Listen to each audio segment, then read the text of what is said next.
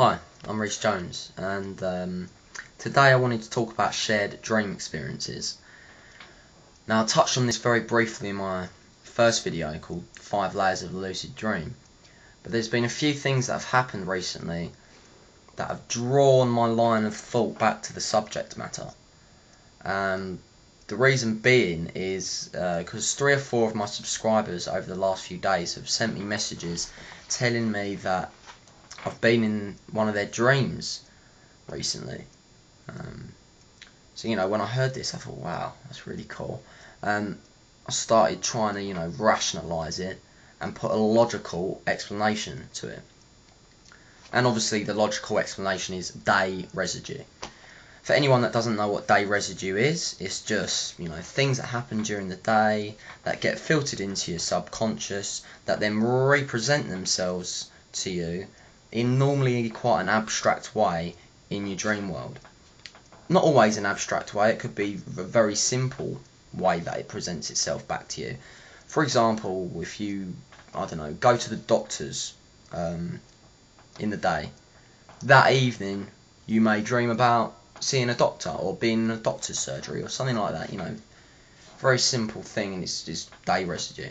And then this happens all the time. I mean, this is the main thing that builds up a lot of our dream world. So that makes sense, and that wrapped it up nicely for me, and I left it at that. However, another subscriber of mine then messaged me and saying pretty much the same thing, but the difference this time was that he said he'd seen me in his dreams before he'd watched any of my videos. So that kind of blew my mind, and I thought, wow, okay, you can't put that down to day residue. If he's never seen me, never heard about me, he lives in Australia, so he would never have just seen me on the street or anything. So I started thinking, okay, this isn't day residue, this is something else. So I asked him the content of his dream, asked him to explain it to me, asked him to send me the date that the dream happened, so then I could go back to my dream journal and check for similarities. So he did so, and he gave me the date, which I think was the 22nd of September. And I went to my dream journal and I looked up the 22nd of September and I read it through.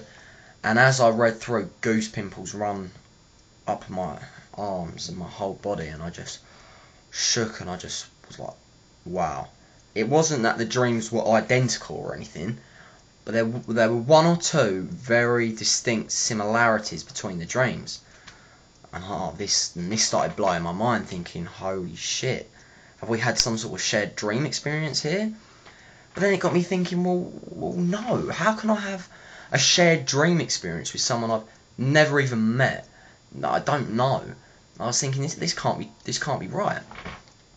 And because I've heard a lot of stories about shared dream experiences. I've even heard it firsthand from one of my friends, 2 of my friends that have done it together, a shared dream experience. So I know it can happen, but I thought it was only something that happened between 2 very closely bonded people. However, it seems that it's not that way.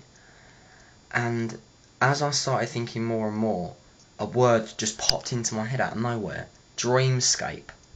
And don't ask me where this word came from, and I don't know if it's been used before by other neuronauts, but this word DreamScape popped into my head, and this image along with the word popped into my head.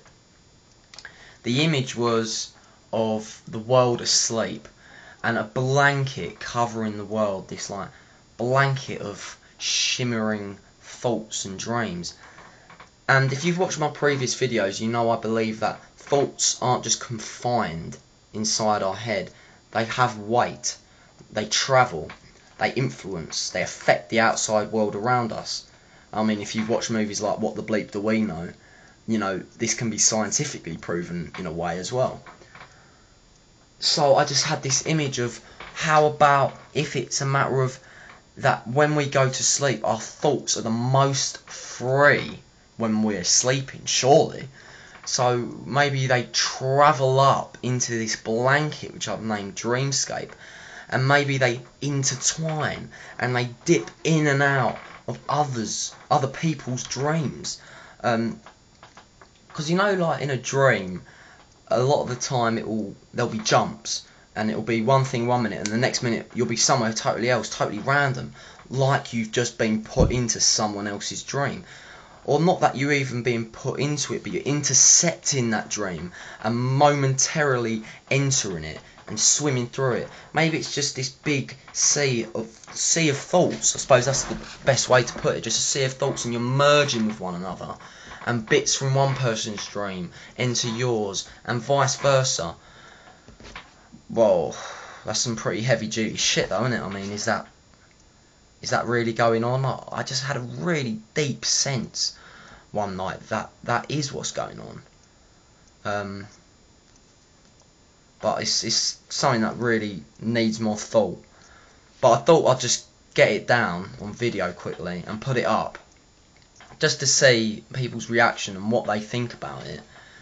Because, I don't know, you might think that I'm just totally Looney Tuny and I've lost the plot or whatever. But yeah, something really rings true with this. And that dream that guy from Australia mentioned to me kind of backs up this theory now.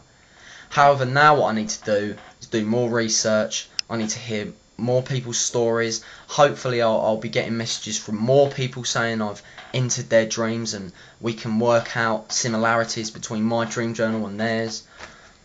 So yeah, the opinion and theories out there now.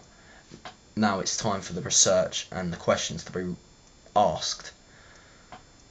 Okay, cheers.